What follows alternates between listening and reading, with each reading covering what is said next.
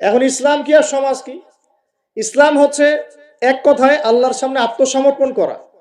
আল্লাহর সামনে আত্মসমর্পণ মানে কি? আল্লাহ কি আমার সামনে দাঁড়িয়ে আছেন?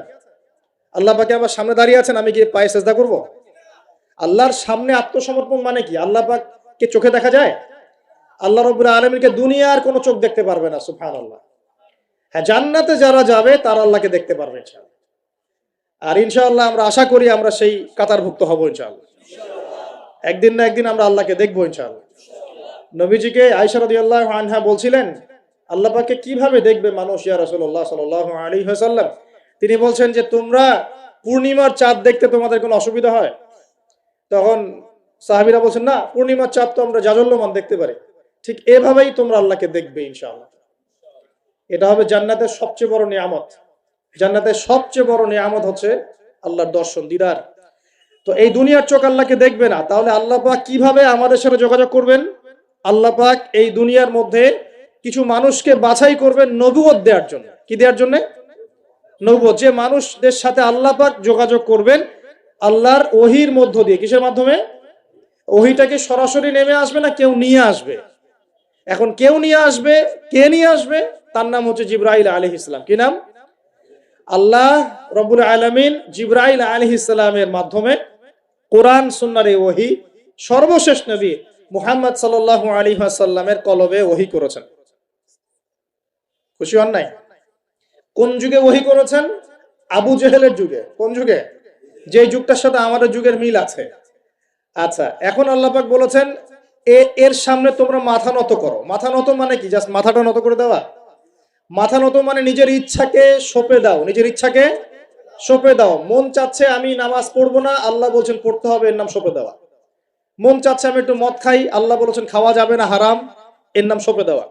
মন চাচ্ছে একটা মেয়ের সাথে একটু কি করি, ডেটিং করি, একটা মেয়েকে নিয়ে ফুর্তি করি, আল্লাহ বলছেন জেনা করা যাবে না, এর নাম সঁপে দেওয়া।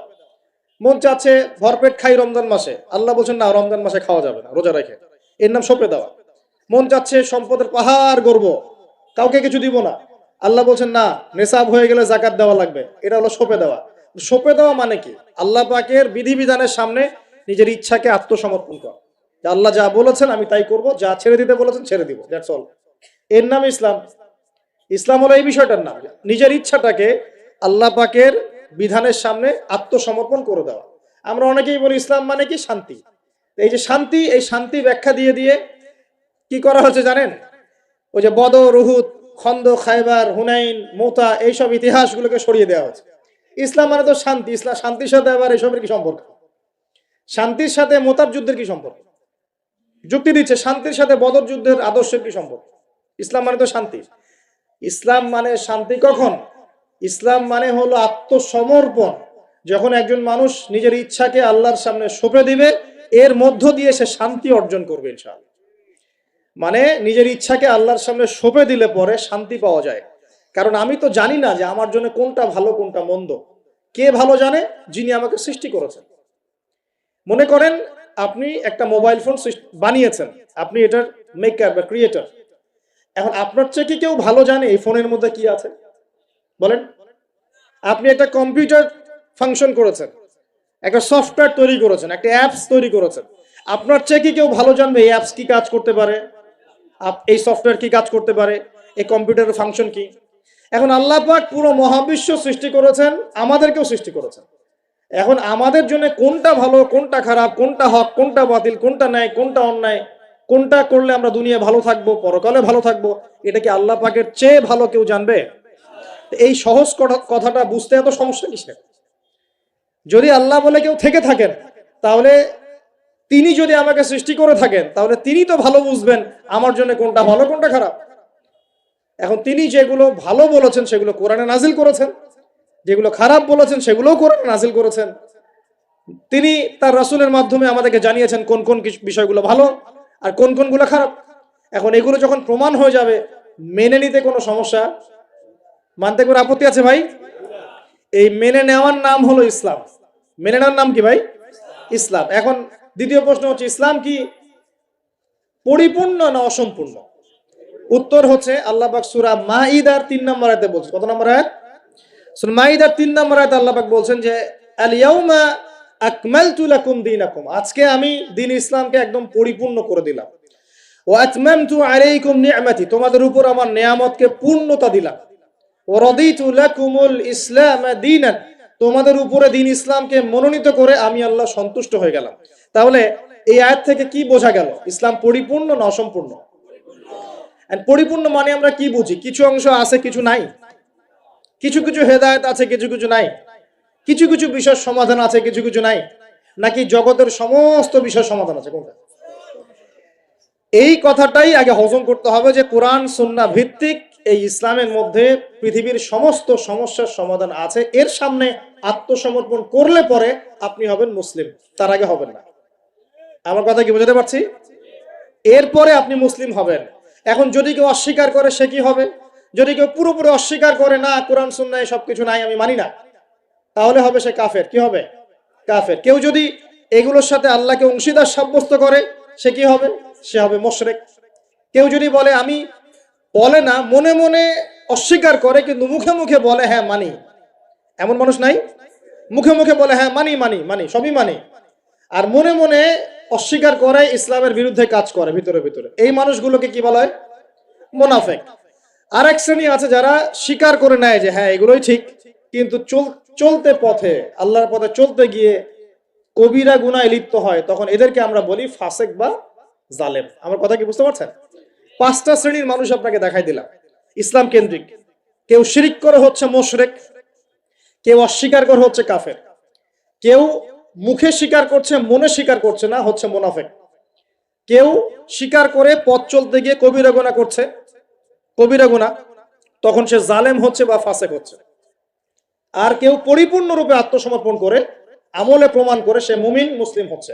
আল্লাহ পাক আমাদেরকে এই মুমিন মুসলিম হওয়ার তৌফিক দান করুন। এখন এই হলো ইসলাম। ইসলামী সমাজ কি? ইসলাম কি শুধু ব্যক্তি জীবনে পালন করারই ধর্ম বা জীবন? আচ্ছা, ধর্ম না জীবন ব্যবস্থা, এটাও তো জানতে হবে নাকি? ধর্ম আর জীবন ব্যবস্থার মধ্যে পার্থক্য কি? আল্লাহ পাক ইসলামকে কি বলেছেন? দিন আল ইসলাম। দিন কি বলেছেন? দিন। দিন শব্দটা কি? আল্লাহ পাক বলছেন ইন্না দীনা ইনদাল্লাহিল ইসলাম। সূরা আলে ইমরান আয়াত নাম্বার 19। সূরা আলে ইমরান আয়াত নাম্বার 19 আল্লাহ পাক বলছেন ইন্না দীনা ইনদাল্লাহিল ইসলাম। আল্লাহর কাছে ইসলাম কি? একমাত্র দিন। আরবি শব্দটা বলেন, দিন।